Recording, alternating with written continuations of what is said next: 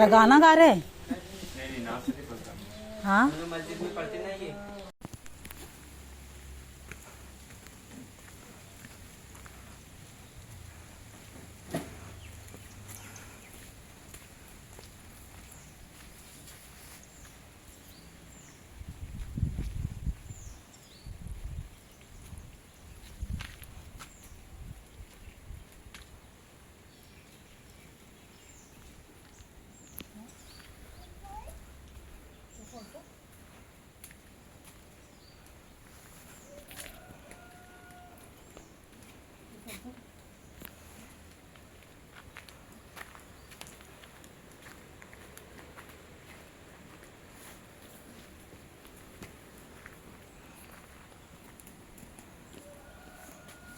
थांब थांब पडशील. मुझे स्टार्ट कर।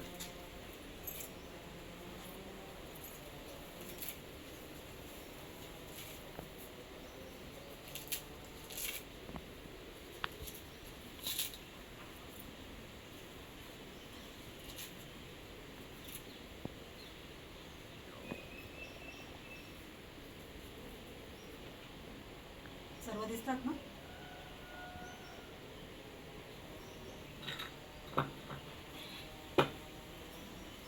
आदिवासी एकता परिषदेचा जय असो. हम सब एक है. एकी शिवाय शक्ती नाही, शक्तीशिवाय मुक्ती नाही. तुम्ही पण खाली यायचं होता ना.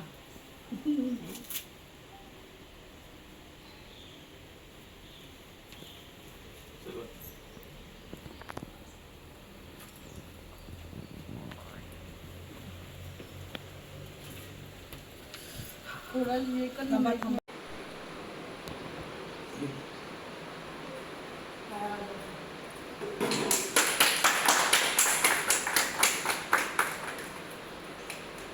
बस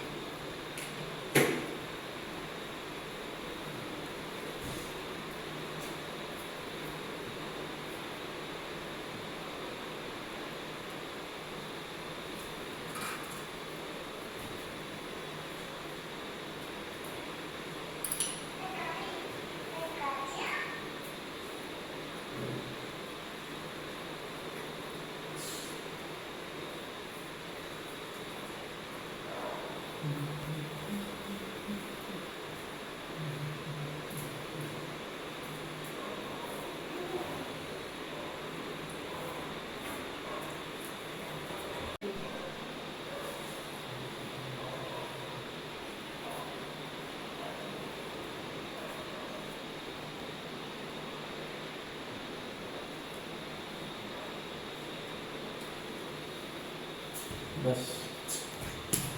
तुला चहा पाहिजे?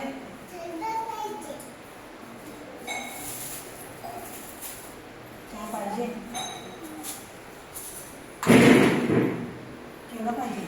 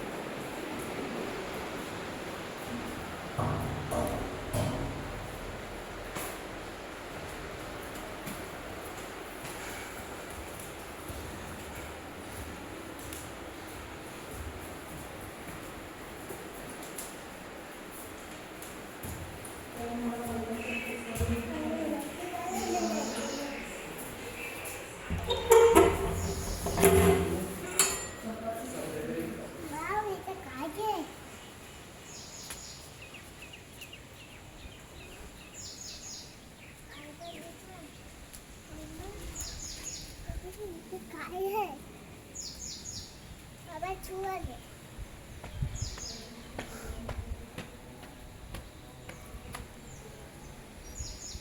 सर्वांना जोहार. जोहार. आदिवासी एकता परिषद न्यूज चॅनलमध्ये आपलं सर्वांचं स्वागत आहे. आणि आपल्यासोबत आदिवासी एकता परिषद वसई तालुका कमिटीच्या सुजाता पालकर मॅडम आहेत. आणि आज आदिवासी एकता परिषदच्या पाठपुराव्यामुळे त्यांच्या घराचा वास्तुशांती समारंभ अध्यक्ष सांबरे साहेब यांच्या हस्ते नारळ फोडून आणि रिबी कापून झालेला आहे. आता त्या आपल्यासोबत आहेत. आपण त्यांची थोडीशी मुलाखत घेऊया की त्यांचं काय म्हणणं आहे. मॅडम, काय म्हणणं आहे, कशाप्रकारे आपल्याला संघटनेने सपोर्ट केला आणि घर आपलं कशाप्रकारे घर निर्माण झालं, थोडंसं आपल्याला माहिती सांगा.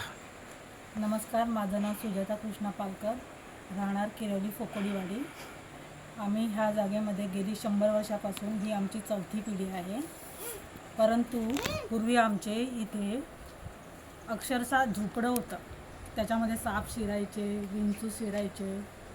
परंतु संघटनेच्या मार्फत आज आमचा इथे महाल तयार झालेला आहे. त्याला सर्वस्वी श्रेय सांबरे साहेब, जाधव साहेब यांना जाते. त्यांचा ह्याच्यामध्ये खूप मोलाचा वाटा आहे. असं म्हटलं तर पूर्वी आपल्या वसई तालुक्यामध्ये सर्वांनाच हा त्रास आहे. वाडीत राहणाऱ्या लोकांना वाडीत राहणाऱ्या लोकांना सर्वांनाच त्रास आहे. तसाच आम्हाला इथे खूप त्रास होता. गेली आज माझे वय 35 वर्ष आहे. मी लहानपणापासून माझे आई बाबा आम्ही ह्या वाडीमध्ये काम करायचो. परंतु ज्यावेळेस ह्या जागेंना भाव यायला लागला तसे ही लोक आम्हाला इथून हाकलून द्यायला लागले. मला माझ्या बाबांना खूप मारहाण केली. मी वण सगळीकडे भटकायची. आम्ही म्हणजे आम्हाला मर्डर पण करू शकत होते, तरीही आम्ही हिंमत नाही हरली. मग मी पोलीस स्टेशनला गेले आणि असंच इथे तिथे भटकत असताना मला आदिवासी एकता परिषद संघटनेचा एक भाऊ होते, त्यांनी मला सांगितले. त्यावेळेस मी सांबरे साहेबांकडे गेली आणि सांबरे साहेब, जाधव साहेब यांनी आम्हाला खूप पाठिंबा दिला. त्याच्यामुळेच हे आमचं घर आज उभं राहिलेलं आहे. आणि मी त्यांचे अक्षरशः मनापासून खूप आभारी आहे, खूपच आभारी आहे. तसेच मंगेश पाटील यांनी पण मला खूप सहकार्य केलं. त्याच्यामुळे ह्या झोपड्याचा इथे बंगला उभा झालेला आहे. ते सर्वस्वी श्रेय मी संघटनेला देत आहे. धन्यवाद.